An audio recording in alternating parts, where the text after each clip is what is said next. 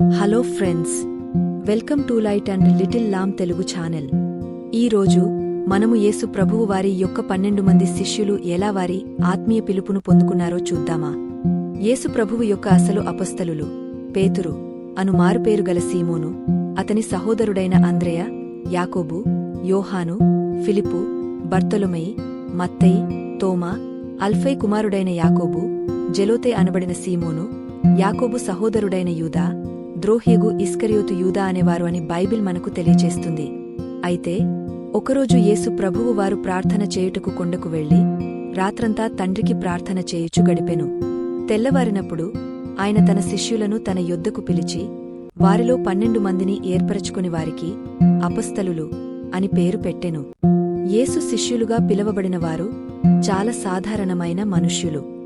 యేసుక్రీస్తు ప్రభువు వారు ఆయనకు శిష్యులుగా ఎటువంటి ప్రత్యేకతలేని వారిని ఎన్నుకున్నారు. ఆ గొప్ప రాజ్య సువార్తను ప్రకటించుటకు ఒక సామాన్యమైన మానవులను ఎన్నుకున్నారు. అది దేవుని గొప్పతనము. వారు సామాన్యులలో అత్యంత సామాన్యులు. వారు గ్రామీణ ప్రాంతాల నుండి, రైతుల నుండి మరియు మత్స్యకారుల నుండి వచ్చారు. వారికి మనకి మాదిరిగా ఒక సామాన్య జీవితముండేది. శిష్యులకి మన అందరి కొరకు 3.5 సంవత్సరములు పరిచర్య చేసి చూపించారు. యేసు ప్రభువు వారు ఇలా అన్నారు: మీరు నన్ను ఎన్నుకోలేదు, నేను మిమ్మల్ని ఎన్నుకున్నాను. పేతురు మరియు అంద్రెయ. యోహాను కుమారులైన పేతురు మరియు అంద్రెయ బెత్సీదాలో జన్మించారు. తరువాత వారు కపెర్నహూము పట్టణంలో నివసించటం ప్రారంభించారు. వారు జాలర్ల యాకోబు మరియు యోహానులతో కలిసి పనిచేశారు. ఆయన గలిలయ సముద్రతీరమున వెళ్ళుచుండగా సీమోనును మరియు సీమోను సహోదరుడైన అంద్రెయను సముద్రంలో వలవేయుట చూచెను. అంద్రెయ బాప్తిసమిచ్చు యోహానుగారి అనుసరించేవారిలో ఒకరు. ఒకరోజు పేతురు మరియు అంద్రెయ చేపలు పడుతున్నప్పుడు వారు ఎంత ప్రయాసపడినను చేపలు పట్టకపోయేసరికి విసిగిపోయి ఉన్నారు. అప్పుడు యేసు ప్రభువు వారు, నీ దోణెను కొంచెం సేపు పరిచర్య నిమిత్తము వాడుకోవచ్చా అని అడిగినప్పుడు పేతురుగారు ఒప్పుకుంటారు.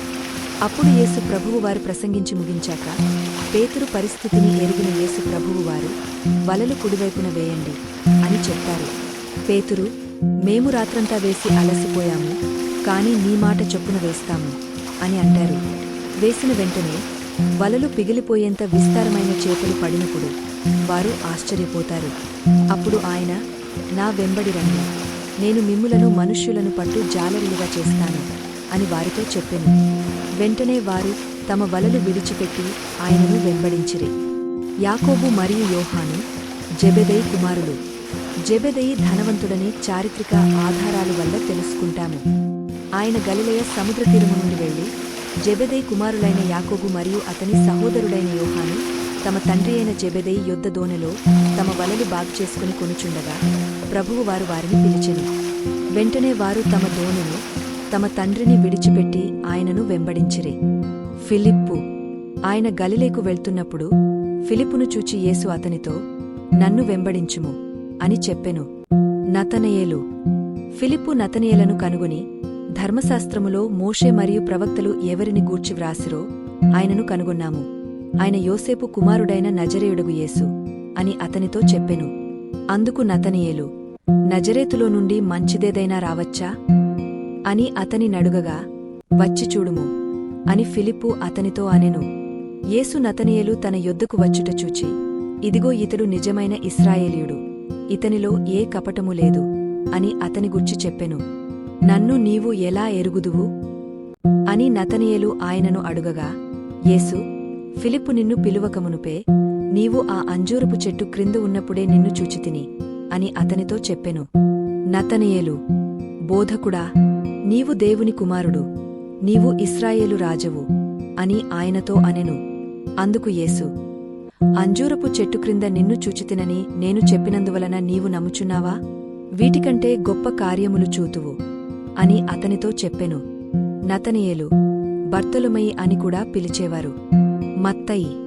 అల్ఫై కుమారుడైన లేవి ఓ పన్ను వసూలు చేసే వ్యక్తి. ఇశ్రాయేలు ప్రజల నుండి ఎక్కువ పన్నులు వసూలు చేసి రోమన్లకు చెల్లించటంతో పాటు తమ జేబులు నింపుకునేవారు. యేసు అక్కడ నుండి వెళ్ళుచుండగా సుంకరి గుడిసెలో మత్తయి అను ఒక మనుష్యుడు కూర్చునుట చూచి, నన్ను వెంబడించుము అని అతనితో చెప్పగా అతడు లేచి ఆయనను వెంబడించాడు. దిదుమ అనబడిన తోమా. దిదుమ అనబడిన తోమా గారిని ఎన్నుకునే విధానం బైబిల్లో ప్రస్తావించబడలేదు. కాని చరిత్రకారులు చెప్పిన ప్రకారం యోహాను సువార్త 1వ అధ్యాయంలో పేతురు మరియు అండ్రేయ గారే తోమా గారిని యేసు ప్రభువు గారి దగ్గరకు తీసుకువచ్చినట్టు తెలుస్తుంది. అల్ఫై కుమారుడైన యాకోబు.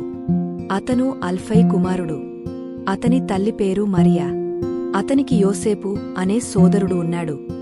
మార్కు గ్రంథములో అతన్ని చిన్న యాకోబు అని పిలుస్తారు. యాకోబు కొంతవరకు నేపథ్యములో ఉన్నప్పటికీ యేసు అతన్ని 12 మంది శిష్యులలో ఒకరిగా ఎన్నుకున్నారు. దేవుని రాజ్యాన్ని కొరకు పనిచేయటానికి క్రీస్తు అతనిని శిక్షణ ఇచ్చారు. జెలోతే అనబడిన సీమోను. జెలోతే అనగా ఆసక్తి గలవాడు లేక మతాభిమాని. సీమోను కొత్త నిబంధన గ్రంథంలో ఎక్కువగా ప్రస్తావించబడలేదు. అయినప్పటికీ 12 మందిలో అతన్ని చేర్చుకోవడం యేసు పట్ల ఆయనకున్న భక్తిని తెలియజేస్తుంది. యాకోబు కుమారుడగు యూదా. యూదా అడిగిన ప్రశ్న: ప్రభువా, నీవు లోకమునకు కాక మాకు మాత్రమే నిన్ను నీవు ఎందుకు కనుపరచుకొనుచున్నావు? ఈ ప్రశ్న ద్వారా బైబిల్ గ్రంథములో యూదాగారి ప్రస్తావన చూస్తాము. క్రీస్తు తనను ప్రేమించేవారికి తాను తన్ను తానే ప్రకటించుకుంటానని చెప్పారు. యూదా ఇస్కరియోతు. యేసు అతనిని ఎలా పిలిచాడో బైబిల్లో వివరంగా లేదు. అతను గలిలయ నుండి వచ్చినవాడు కాదు. 3 సంవత్సరాలు యేసు ప్రభువుతో ఉన్నప్పటికీ యేసును తన రక్షకుడిగా అంగీకరించలేదు. క్రీస్తుకు కన్నా డబ్బుకే ఎక్కువ ప్రాధాన్యత ఇచ్చాడు. తప్పు వల్ల ఊరిపెట్టుకుని చనిపోయాడు. మత్తీయ ఎంచుకోవడం. యూదా తప్పిపోయిన తరువాత ఆయన స్థానంలో అపొస్తలత్వంలో పాలుపొందుటకు వారిద్దరిని నిలిపారు. చీట్లు వేయగా మత్తీయ పేరట చీటి వచ్చెను. గనుక అతడు 11 మంది అపొస్తలులతో కూడా లెక్కింపబడెను. ఇంకా మరెన్నో అద్భుతమైన బైబిల్ సన్నివేశాలను తెలుసుకోవాలనుకుంటే మా ఛానల్ను సబ్స్క్రైబ్ చేయడమును మర్చిపోవద్దు. వీడియోను లైక్ చేయండి, బెలైకాన్ క్లిక్ చేయండి. మీ అభిప్రాయాలను కామెంట్ రూపంలో మాకు తెలియజేయండి. ఈ వీడియోలను మీ ఫ్రెండ్స్ మరియు ఫ్యామిలీ మెంబర్స్కు షేర్ చేయండి. దేవుని పనిలో పాలిభాగస్థులు అయినందుకు ధన్యవాదాలు. దేవుడు మిమ్మల్ని దీవించునుగాక.